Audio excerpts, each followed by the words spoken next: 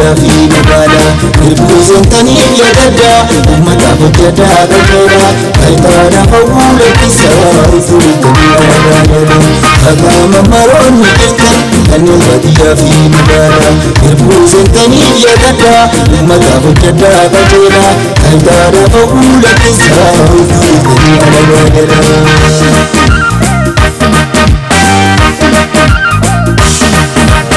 Uummanni dhaloota isin fidaat hojjettanii fi yommuu argate yaada kaawwachaa mindaa isanii taayitaa horsifachuu tattaafatanii Uummanni dhaloota isin fidaat hojjettanii fi yommuu argate yaada kaawwachaa mindaa isanii taayitaa horsifachuu tattaafatanii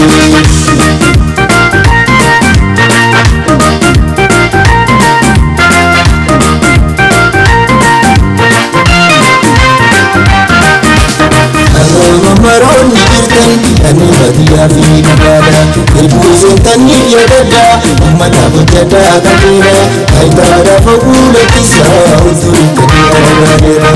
Agama maroonni jirtan kanneen baadiyyaa fi magaalaa hir'uu seentanii yaadadda uummata hojjetaa qajeela ayitaadhaaf hawwuu lakkisaa utuu gadi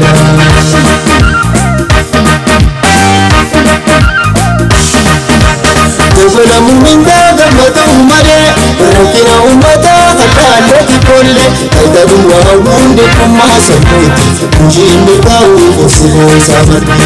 Golamu mindaa gammatu malee rakkina uummataa kalaalleetti kolle tajaajila hawwuun dhiibbummaa sammuuti hojiin mirkaa'uu obsilee saamarti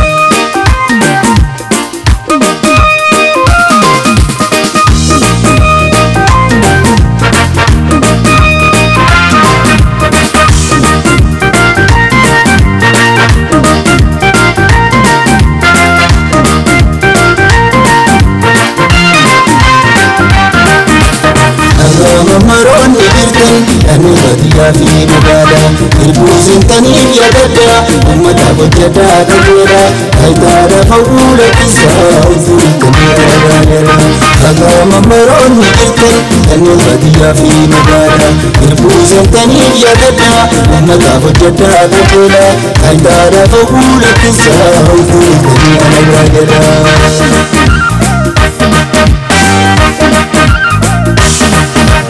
Dhufiinsa lubbuu tarraarratanii waan boru isirra kaajirtanii lakkisaa ta'uu fi bobba'aa dhagaa gochaa keessanii uummata dhagaa Dhufiinsa lubbuu tarraarratanii waan boru isirra kaajirtanii lakkisaa ta'uu fi bobba'aa dhagaa gochaa keessanii uummata dhagaa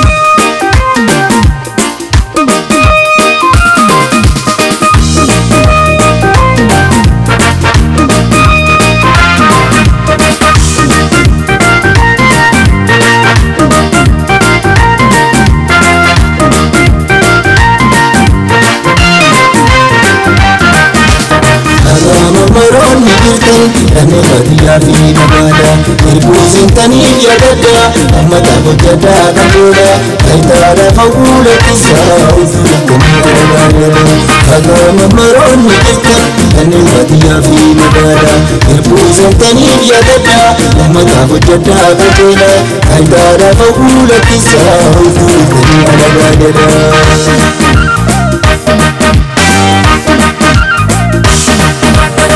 Wadda fuuldurri keessan qarree aangoon babbaadhaa takkanii siree midhaan gosaanii keessa eeggisu sammuu uummataa irra wareegisu Wadda fuuldurri keessan qarree aangoon babbaadhaa takkanii siree midhaan gosaanii keessa eeggisu sammuu uummataa irra wareegisu